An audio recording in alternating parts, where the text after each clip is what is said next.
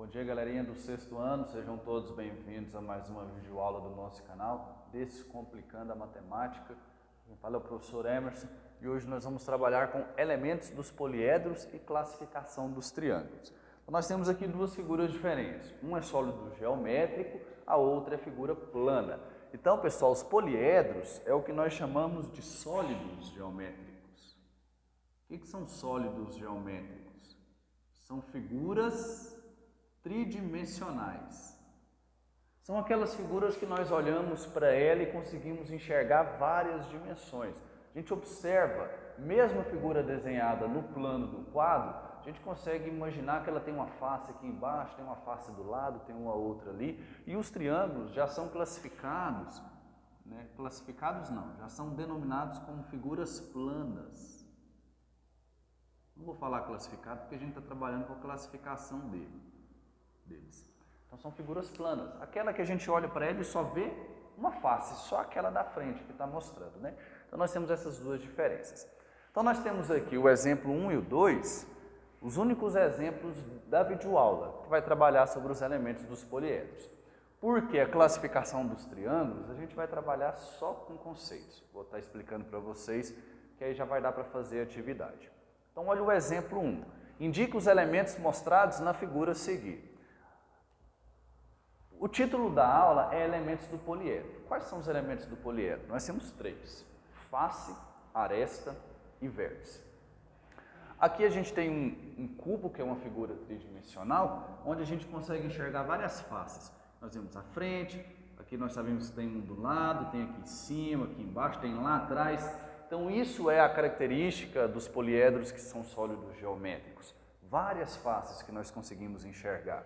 Agora, ele quer que a gente indique os elementos mostrados na figura. Então vamos lá. Primeiro esse daqui. Esse elemento é uma seta que está indicando bem nessa região aqui, ó, que eu vou colorir para vocês. Isso daqui, pessoal, no poliedro é o que nós chamamos de face. Aí nós temos essa face que eu destaquei para vocês, nós temos a face da frente, a face de cima, de baixo, de trás, né, aqui do lado. Então tem várias faces do poliedro. Só que a seta indicou só uma porque ele quer o elemento, que você mostre o elemento. E ali já dá para ver isso. Agora nós temos essa outra seta indicando nesse pontinho que eu marquei aqui, que eu vou destacar ele de vermelho. Isso daqui no poliedro é o que nós chamamos de vértice.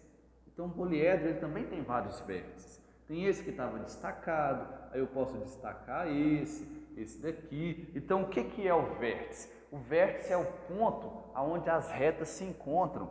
Então nesse vértice aqui que foi destacado, essa reta ele encontra com essa daqui. Aí você tem esse vértice que é onde essa reta encontra com essa aqui de trás também. Então isso que é vértice. E por fim nós temos essa seta indicando na reta, e a reta nós chamamos ela de arestas. Então isso que é os três elementos do poliedro. Arestas são as retas que quando vão juntando formam a figura, beleza? Então os três elementos do poliedro é esse daqui, indicado no exemplo 1. Agora o exemplo 2. Escreva a quantidade de elementos presente nos sólidos abaixo. Ele quer que a gente indique a quantidade de elementos. Então na letra A nós temos essa figura. Primeiro que é os vértices. Nós temos aqui, ó, 1, 2, 3, 4, 5, 6, 7, 8. São 8 vértices. Quantas faces, pessoal? As faces são as seguintes. Nós temos uma face aqui em cima, que eu estou indicando com a seta, outra aqui embaixo.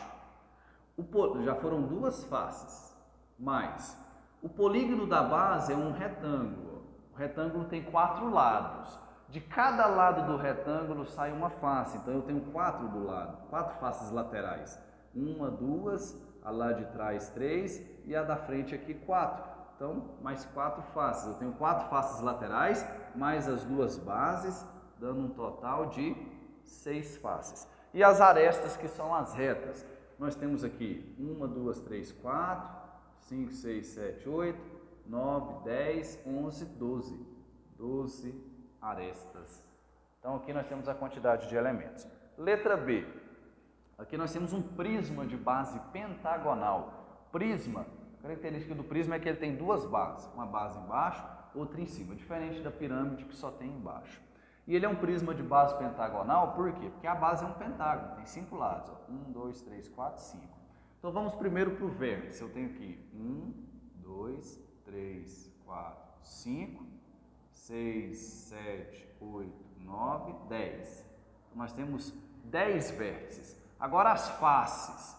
Vamos fazer o seguinte, nós temos duas bases, são duas faces, mas o polígono da base é um pentágono que tem 5 lados, de cada lado dele sai uma face, isso quer dizer que eu tenho mais 5 faces laterais, mais as duas bases, dá um total de 7 faces. E as arestas, que são as retas, eu tenho 5 retas que formam o polígono da base, eu tenho mais 5 retas que formam o polígono da base de cima, deu 10 retas, e aí eu tenho 10, 11, 12, 13, 14, 15. Então eu tenho um total de 15 arestas. E aqui eu fechei o exemplo 2. Agora, vamos para a parte da classificação dos triângulos, que eu vou trabalhar com vocês os conceitos de uma forma bem simplificada para tornar mais simples a explicação. A classificação dos triângulos ela pode ser quanto à medida dos lados, quanto à medida dos ângulos, beleza? Então, quanto à medida dos lados, quando você tem o triângulo equilátero, é quando é o triângulo com 3 lados iguais.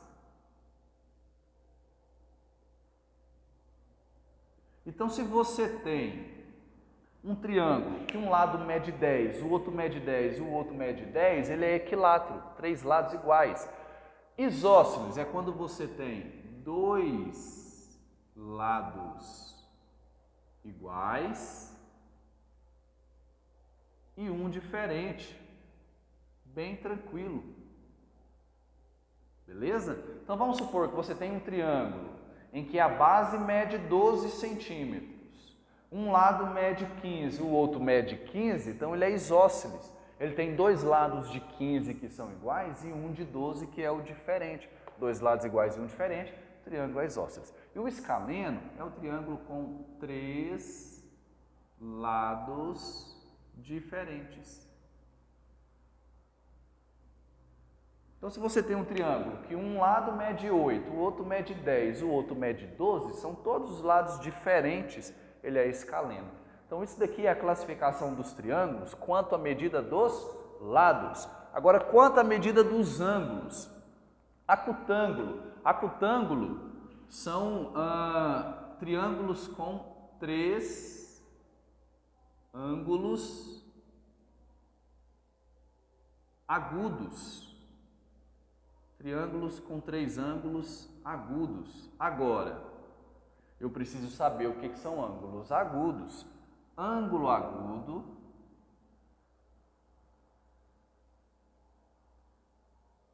é o menor que 90 graus. Então, o ângulo que ele é menor que 90 graus, ele é um ângulo agudo. E se os 3 ângulos do triângulo são menores que 90, são 3 ângulos agudos, o triângulo é classificado como acutângulo. Triângulo retângulo é o triângulo que possui um ângulo reto. Um ângulo reto. O que é um ângulo reto, pessoal? Ângulo reto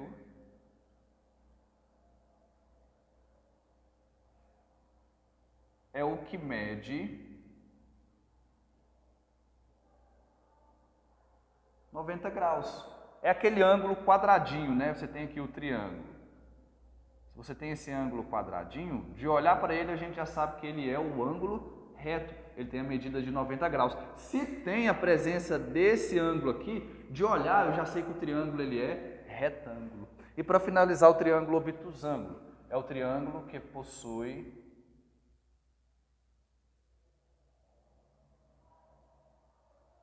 um ângulo obtuso. Agora, eu preciso saber o que é ângulo obtuso. Ângulo obtuso